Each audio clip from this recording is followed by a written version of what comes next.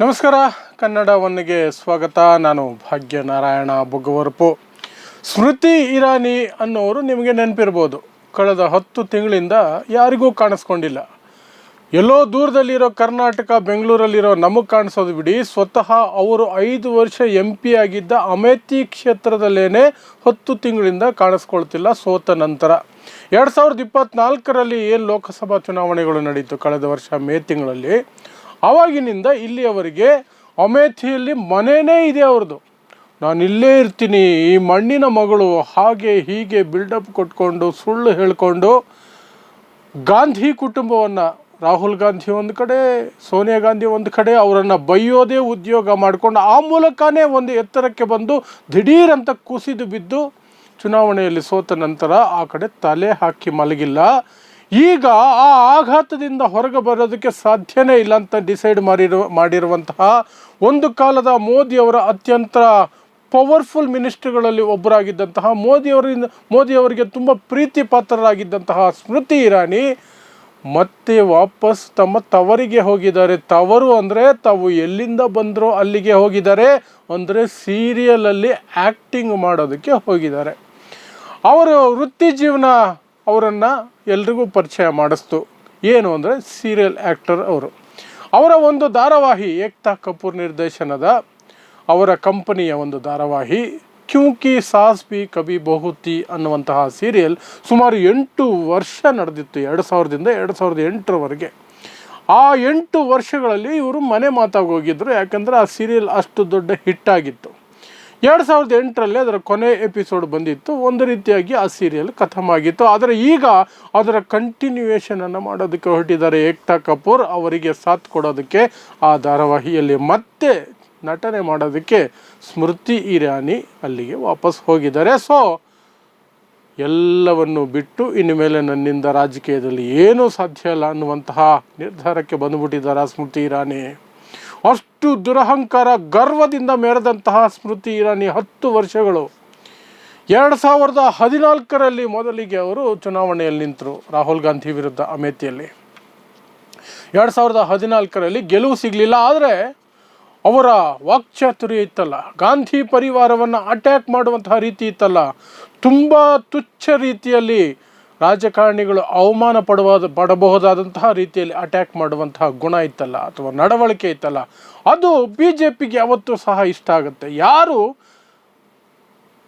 ಒಂದು ರೀತಿ ಇನ್ನು ವಿರೋಧ ಪಕ್ಷಗಳನ್ನು ತುಂಬ ಕೆಟ್ಟದಾಗಿ ಮಾತಾಡ್ತಾರೋ, ಕೆಟ್ಟದಾಗಿ ಬಿಂಬಿಸೋ ಪ್ರಯತ್ನ ಮಾಡ್ತಾರೋ, ಸುಳ್ಳೆ ಅವ್ರ ಮೇಲೆ ಆಪಾದನೆಗಳನ್ನು ಮಾಡಿ ಅವರನ್ನು ಜನರ ಮುಂದೆ ಅವಮಾನಿಸೋ ಪ್ರಯತ್ನ ಮಾಡ್ತಾರೋ ಅಂಥವರು BJPಗೆ ತುಂಬ ಪ್ರೀತಿ ಪಾತ್ರರಾಗ್ತಾರೆ. ಅದರಲ್ಲೂ ವಿಶೇಷವಾಗಿ ನರೇಂದ್ರ ಮೋದಿ ಮತ್ತು ಅಮಿತ್ ಶಾಗೆ ಇನ್ನೂ ತುಂಬ ಹತ್ತಿರದ ವ್ಯಕ್ತಿಗಳಾಗ್ಬಿಡ್ತಾರೆ. ಆ ರೀತಿಯೇ ಅವರು ಚುನಾವಣೆ ಸೋತರೂ ಸಹ ಮೋದಿಯವರು ಕರೆದು ರಾಜ್ಯಸಭೆಗೆ ಕರೆಸ್ಕೊಂಡು ಅಲ್ಲಿ ಮಂತ್ರಿಗಿರಿ ಕೊಟ್ಟಿದ್ದರು. ಅದಾದ ನಂತರ 2019ರಲ್ಲಿ ಮತ್ತೆ ಅಮೇಥಿಯಿಂದ ರಾಹುಲ್ ಗಾಂಧಿ ವಿರುದ್ಧ ಸ್ಪರ್ಧೆ ಮಾಡಿ 50,000 ಮತಗಳ ಅಂತರದಲ್ಲಿ, 50,000ಕ್ಕಿಂತ ಹೆಚ್ಚು ಮತಗಳ ಅಂತರದಲ್ಲಿ ಒಂದು ರೀತಿ ಪವಾಡ ಸದೃಶವಾದಂತಹ ರಿಸಲ್ಟ್ ಕೊಡ್ತು. ರಾಹುಲ್ ಗಾಂಧಿಗೆ ಸೋಲಾಯಿತು. ರಾಹುಲ್ ಗಾಂಧಿ ಅದೃಷ್ಟ ಚೆನ್ನಾಗಿತ್ತು, ಮೊದಲೇ ಸೂಚನೆ ಸಿಕ್ಕಿತ್ತು ಏನೋ, ವಯನಾಡಲ್ಲೂ ಸಹ ಸ್ಪರ್ಧೆ ಮಾಡಿದ್ರಿಂದ ರಾಹುಲ್ ಗಾಂಧಿ MP ಆಗೋದಕ್ಕೆ 2019ರಲ್ಲಿ ಸಾಧ್ಯ ಆಯಿತು. ಇಲ್ಲದೆ ಹೋಗಿದ್ದಿದ್ರೆ ರಾಹುಲ್ ಗಾಂಧಿ ಸಂಸತ್ತು ಪ್ರವೇಶ ಕಷ್ಟ ಆಗ್ತಿತ್ತು, ರಾಜ್ಯಸಭೆ ಮೂಲಕ ಬರಬೇಕಾಗಿರ್ತಿತ್ತು. ಸರಿ, 2019ರಲ್ಲಿ ಚುನಾವಣೆ ಗೆದ್ರಲ್ಲ, ಒಳ್ಳೆ ಪೋರ್ಟ್ಫೋಲಿಯೋಗಳು ಸಿಕ್ತು. ಕೊನೆಗೆ ಅವರಿಗೆ ಮಕ್ಕಳು ಮತ್ತು ಮಹಿಳಾ ಮತ್ತು ಮಕ್ಕಳ ಇಲಾಖೆ ಸಿಕ್ತು. ಸ್ಮೃತಿ ಇರಾನಿಗೆ ಎಷ್ಟು ಚೆಂದ ಕೆಲಸ ಮಾಡ್ಬೋದಾಗಿತ್ತು. ಕೆಲಸ ಅಲ್ಲ, ಜನರ ಕೈಗೆ ಸಿಗಲ್ಲ, ಸಿಕ್ಕಾಗೆಲ್ಲ ದುರಹಂಕಾರದ ಮಾತುಗಳು, ದುರಹಂಕಾರದ ನಡವಳಿಕೆ, ಅಹಂ, ನಾನು ಅಂದರೆ ಏನು, ಮೋದಿಗೆ ಈಕ್ವಲು ಅನ್ನೋ ರೀತಿಯಲ್ಲಿ ಸ್ಮೃತಿ ಇರಾನಿ ಬಿಲ್ಡಪ್ ಕೊಡ್ತಾಯಿದ್ರು. ಸಾಕಷ್ಟು ಪ್ರಾಮಿಸ್ಗಳನ್ನು ಮಾಡಿದ್ರು. ಅಮೇಥಿಯಲ್ಲಿ ಇಲ್ಲಿಯವರೆಗೆ ಏನೂ ಡೆವಲಪ್ಮೆಂಟ್ ಆಗಿಲ್ಲ, ನಾನು ಮಾಡ್ತೀನಿ ನೋಡಿ ಇದನ್ನು, ಎಂತೆಂಥ ಇಂಡಸ್ಟ್ರಿಗಳನ್ನು ತಗೊಂಡು ಬರ್ತೀನಿ, ಸಕ್ಕರೆನ 12 ರೂಪಾಯಿ, 20 ರೂಪಾಯಿ, 30 ರೂಪಾಯಿ ಒಳಗಡೆ kg ತಂದು ನಿಲ್ಲಿಸ್ತೀನಿ, ಹಾಗೆ ಹೀಗೆ ಅಂತ ಭರವಸೆಗಳ ಮೇಲೆ ಭರವಸೆಗಳು ಕೊಟ್ಟು, ಅದರ ಜೊತೆಗೆ ಅದಕ್ಕೆ ಲೇಪನವಾಗಿ ಕೋಮು ದ್ವೇಷವನ್ನು, ಗಾಂಧಿ ಪರಿವಾರವನ್ನು ಬೈಯೋದನ್ನು ಬಂಡವಾಳ ಮಾಡಿಕೊಂಡು ಚುನಾವಣೆ ಗೆದ್ದಿದ್ರು. ಗೆದ್ದ ನಂತರ ನಾನು ಇಲ್ಲೇ ಇರ್ತೀನಿ, ಇಲ್ಲಿನ ಮಗಳು ಅಂತ ಒಂದು ಮನೆ ಬೇರೆ ಕಟ್ಕೊಂಡ್ರು. ಆ ನಂತರ ಕೈಗೆ ಸಿಗಲಿಲ್ಲ 5 ವರ್ಷ. ಇಂಡಸ್ಟ್ರಿಗಳನ್ನು ಕಟ್ಟೋದು ಬಿಡಿ, ಹೊಸ ಇಂಡಸ್ಟ್ರಿಗಳನ್ನು ತಗೊಂಬರೋದು ಬಿಡಿ, ಇರೋ ಇಂಡಸ್ಟ್ರಿಗಳನ್ನು ಮುಚ್ಚಿದ್ರು, ಖಾಲಿ ಮಾಡಿಸಿದ್ರು. ಹೊಸ ಇಂಡಸ್ಟ್ರಿಗಳು ಕಥೆನೇ ಇಲ್ಲ. ನಿರುದ್ಯೋಗ ಜಾಸ್ತಿ ಆಯಿತು. ಈ ಸಕ್ಕರೆ ಬೆಲೆ ಏರಿಕೆ ಏನೇನೋ ಆಶ್ವಾಸನೆ ಕೊಟ್ಟಿದ್ರು, ಅದು ಯಾವುದು ನೆರವೇರಲಿಲ್ಲ. ಜನ ಕಾಯ್ತಾ ಇದ್ದರು ಇವರ ದುರಹಂಕಾರವನ್ನು ಹೇಗಾದರೂ ಮುರಿಬೇಕು ಅಂತ. ಆ ದುರಹಂಕಾರ ಮುರಿಬೇಕು ಅಂತ ಜನ ಕಾಯ್ತಾ ಇದ್ದರೆ ರಾಹುಲ್ ಗಾಂಧಿಗೆ ಧೈರ್ಯ ಸಾಲಿಲ್ಲ ಆಕೆಯ ವಿರುದ್ಧ ಚುನಾವಣೆಗೆ ನಿಲ್ಲೋದಕ್ಕೆ. 2024ರಲ್ಲಿ ಜನನೇ ಸಿದ್ಧವಾಗಿದ್ದರು. ರಾಹುಲ್ ಗಾಂಧಿ ಸೇಫ್ ಸೀಟ್ ಹುಡ್ಕೊಂಡು ತನ್ನ ತಾಯಿಯ ಸೀಟಾದ ರಾಯ್ಬರೇಲಿಗೆ ಶಿಫ್ಟ್ ಆದರು. ಈ ಕಡೆ ವಯನಾಡಲ್ಲೂ ನಿಂತರು, ಸೇಫ್ಟಿ ಇರಲಿ ಅಂತ 2019 ರೀತಿಯಲ್ಲಿ.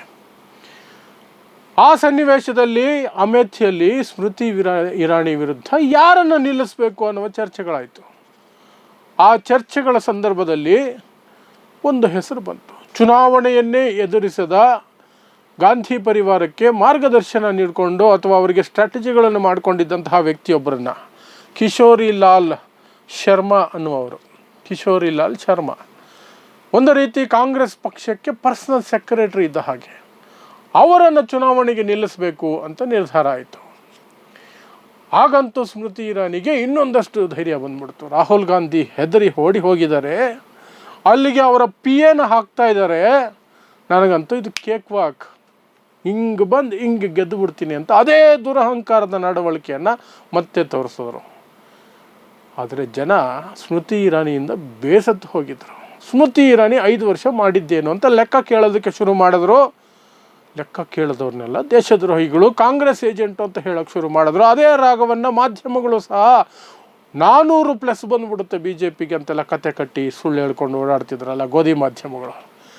ಅದೇ ಜೋಶಲ್ಲಿ ಸ್ಮೃತಿ ಇರಾನಿಗೆ ಇದು ಕೇಕ್ ವಾಕು, ಗಾಂಧಿ ಪರಿವಾರದ PN ನಿಲ್ಲಿಸ್ಬಿಟ್ಟು ಹೆದರ್ಕೊಂಡು ಓಡಾಗಿದ್ದಾರೆ.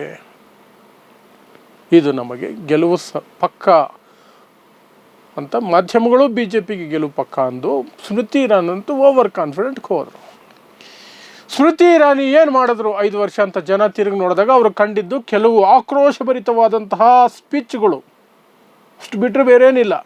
ಸದನದಲ್ಲೇ ಸೋನಿಯಾ ಗಾಂಧಿ ವಿರುದ್ಧ ಮುಖಕ್ಕೆ ಮುಖ ಕೊಟ್ಟು ಜಗಳಕ್ಕೆ ನಿಂತಿದ್ದೊಂದು, ಇನ್ನೊಂದು ರಾಹುಲ್ ಗಾಂಧಿ ನನಗೆ ಕಣ್ಣು ಹೊಡೆದುಬಿಟ್ರು ಅನ್ನುವಂತಹ ಅಶ್ಲೀಲ ಸನ್ನೆ ತೋರಿಸ್ಬಿಟ್ರು ಅನ್ನೋ ರೀತಿಯಲ್ಲಿ ಕಣ್ಣು ಹೊಡೆಯೋ ಮೂಲಕ, ಕಣ್ಣು ಮಿಟುಕಿಸುವ ಮೂಲಕ ನನಗೆ ಅಶ್ಲೀಲ ಸನ್ನೆ ತೋರಿಸ್ಬಿಟ್ರು ಅಂತ ಕಿರ್ಚಾಡಿದ್ದು, ಅರ್ಚಾಡಿದ್ದು, ರಾಹುಲ್ ಗಾಂಧಿ ಮಾಫಿ ಮಾಂಗು, ಸೋನಿಯಾ ಗಾಂಧಿ ಮಾಫಿ ಮಾಂಗು ಅಂತ ಕಿರ್ಚಿದ್ದು ಬಿಟ್ಟರೆ ಅವರಿಗೆ ಜನರಿಗೆ, ಅಮೇಥಿ ಜನರಿಗೆ ಸ್ಮೃತಿ ಇರಾನಿ ಬೇರೆ ಏನೂ ಕಾಣಲಿಲ್ಲ.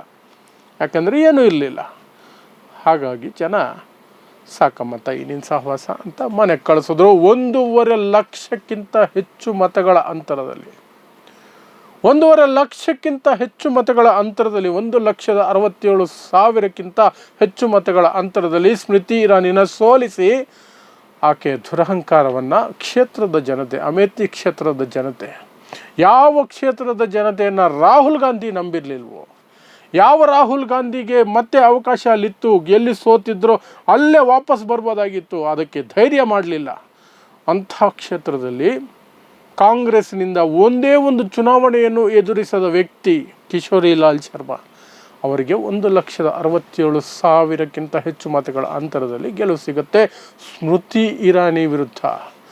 ಮೋದಿ ಗೌರ್ಮೆಂಟಿನ ಅತ್ಯಂತ ಪವರ್ಫುಲ್ ಮಿನಿಸ್ಟ್ರುಗಳಲ್ಲಿ ಒಬ್ಬರಾದ ಸ್ಮೃತಿ ಇರಾನಿ ವಿರುದ್ಧ.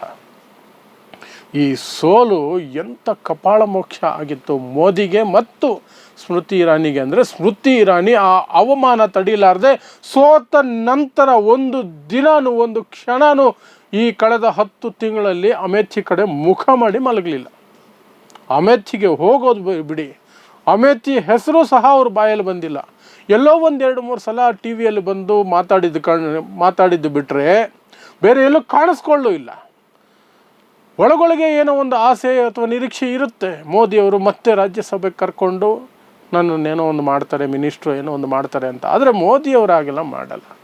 ಎಲ್ಲಿಯವರೆಗೆ ನೀವು ಉಪಯೋಗಕ್ಕೆ ಬರ್ತಿರೋ ಅಲ್ಲಿಯವರೆಗೆ ಮಾತ್ರ ನಿಮಗೆ ಬೆಲೆ ಮೋದಿ ಅಮಿತ್ ಶಾ ಹತ್ರ. ಆನಂತರ ನಿಮ್ಮನ್ನು ಡಸ್ಟ್ಬಿನ್ಗೆ ಹಾಕಿದೆ. ಅಂತಹ ಅದ್ವಾನಿನೇ ತೆಗೆದು ಡಸ್ಟ್ಬಿನ್ ಹಾಕಿದ್ದಾರೆ. ಮುರಳಿ ಮನೋಹರ್ ಜೋಶಿ ಅಂತ ಸೀನಿಯರ್ ಲೀಡರ್ನ ಡಸ್ಟ್ಬಿನ್ಗೆ ಹಾಕಿದ್ದಾರೆ. ಉಮಾ ಭಾರತಿ ಲೆಕ್ಕ ಒಬ್ಬರಲ್ಲ ಇಬ್ಬರಲ್ಲ. ಆ ಪಟ್ಟಿಯಲ್ಲಿ ಸ್ಮೃತಿ ಇರಾನಿ ಹೆಸರು ಎಲ್ಲಿಂದ ಬರಬೇಕು? ತೆಗೆದು ಸೈಡ್ಗೆ ಬಿಸಾಕಿದ್ರು. ಈ ಕಡೆ ಜನರ ಮುಂದೆ ಬರೋಕ್ಕೆ ಮರ್ಯಾದೆ ಇಲ್ಲ, ರಾಜಕೀಯದಲ್ಲಿ ಅವಕಾಶ BJP ಕೊಡ್ತಾ ಇಲ್ಲ, ಬೇರೆ ಏನು ಮಾಡಬೇಕು ಪಾಪ ಸ್ಮೃತಿ ಇರಾನಿ? ತಿರುಗಿ ನೋಡಿದ್ರು, ಏಕ್ತಾ ಕಪೂರಿಂದ ಫೋನ್ ಬಂತು, ಈಗ ಹೋಗಿ ಸೀರಿಯಲಲ್ಲಿ ನಟನೆ ಮಾಡಿ, ಅದು ಸೀಕ್ರೆಟಾಗಿ ಮಾಡ್ತಾ ಇರೋದು, ಯಾರಿಗೂ ಸುದ್ದಿ ಹೋಗದೇ ಇರಲಿ ಅಂತ. ಆ ಪಿಂಕ್ ವಿಲ್ಲಾ ಅನ್ನುವಂತಹ ವೆಬ್ಸೈಟ್ನವರು ಆ ರಹಸ್ಯವನ್ನು ಭೇದಿಸ್ಬಿಟ್ಟಿದ್ದಾರೆ. ಅವರಿಗೆಲ್ಲೋ ಕ್ಲೂ ಸಿಕ್ಬಿಟ್ಟಿದೆ.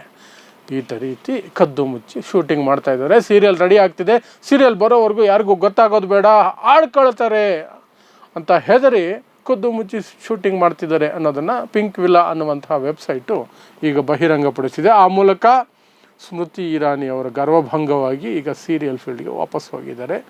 ಸೀರಿಯಲ್ ಮಾಡೋದೇ ನನಗೆ ಸೂಕ್ತ ಅಂತ ಅಂದ್ಕೊಂಡು ಸೈಲೆಂಟಾಗಿ ಮೇಕಪ್ ಹಾಕ್ಕೊಂಡು ಸೀರಿಯಲ್ ಮಾಡ್ಕೊಂಡಿದ್ದಾರೆ. ಇದು ಒಂದು ಉದಾಹರಣೆ. ರಾಜಕೀಯದಲ್ಲಿ ಅವಕಾಶ ಸಿಕ್ಕಾಗ ಅದನ್ನು ಸದುಪಯೋಗ ಪಡಿಸ್ಕೊಳ್ಬೇಕು. ಅದು ಅವಕಾಶ ಹೇಗೆ? ಅಡ್ಡದಾರಿಯಲ್ಲಿ ಸಿಕ್ಕಿದ್ದು ಕೋಮುದ್ವೇಷ ಹರಡಿ, ಸುಳ್ಳುಗಳನ್ನು ಹೇಳಿ, ಒಂದು ಕುಟುಂಬವನ್ನು ನಿರಂತರವಾಗಿ ದೂಷಣೆ ಮಾಡಿ, ಸುಳ್ಳು ಸೇರಿಸಿ ದೂಷಣೆ ಮಾಡಿ, ಆ ಮೂಲಕ ತಪ್ಪು ಅಭಿಪ್ರಾಯ ಮೂಡಿಸಿ, ಆ ಮೂಲಕ ಕಳ್ಳದಾರಿಯಲ್ಲಿ ಚುನಾವಣೆ ಗೆದ್ದ ನಂತರವಾದರೂ ಅಟ್ಲೀಸ್ಟ್ ಓಕೆ ನನಗೆ ಸೀಟು ಬಂದಿರೋದೇ, ಆ ಸ್ಥಾನ ಗೆಲುವು ಬಂದಿರೋದೇ ಅಡ್ಡದಾರಿಯಲ್ಲಿ, ಅದನ್ನು ಅಟ್ಲೀಸ್ಟ್ ಸದುಪಯೋಗ ಪಡಿಸ್ಕೊಳ್ಳೋಣ, ಜನರಿಗಾಗಿ ಕೆಲಸ ಮಾಡೋಣ ಅನ್ನುವಂತಹ ಕಾಮನ್ ಸೆನ್ಸ್ ಇಲ್ಲದೆ ಜನರ ಮುಂದೆನೇ ದುರಹಂಕಾರ ತೋರಿಸ್ಕೊಂಡು ಅವ್ರಿಗೆ ಕೊಟ್ಟ ಮಾತು ನಡೆಸ್ತೇ ಹೋದರೆ ಒಂದು ರಾಜಕಾರಣಿನ ಯಾವ ರೀತಿ ತೆಗೆದು ತಿಪ್ಪೆಗೆ ಹಾಕ್ತಾರೆ ಜನ ಅನ್ನೋದಕ್ಕೆ ಸ್ಮೃತಿ ಇರಾನಿ ಒಂದು ಸ್ಪಷ್ಟ ಉದಾಹರಣೆ. ಅದೇ ರೀತಿ ಒಂದು ರಾಜಕೀಯ ಪಕ್ಷ ತಾವು ಏನಾದರೂ ಉಪಯೋಗಕ್ಕೆ ಬಂದರೆ ಉಪಯೋಗಿಸ್ಕೊಳ್ತೀವಿ, ಅದರಲ್ಲೂ BJP ಉಪಯೋಗಕ್ಕೆ ಬರಲಿಲ್ವಾ, ಸೋತ್ರ, ನಿಮ್ಮಿಂದ ಯಾವ ಉಪಯೋಗನೇ ಇಲ್ವಾ, ನಿಮ್ಮನ್ನು ತೆಗೆದು ಡಸ್ಟ್ಬಿನ್ಗೆ ಹಾಕ್ತೀವಿ ಅನ್ನೋದಕ್ಕೆ ಅದೊಂದು ಉದಾಹರಣೆ. ಇದಿಷ್ಟು ಸ್ಮೃತಿ ಇರಾನಿಯ ಪ್ರಸ್ತುತ ಸ್ಥಿತಿ. ಎಲ್ರಿಗೂ ಒಂದು ಪಾಠ. Hello hello hello hello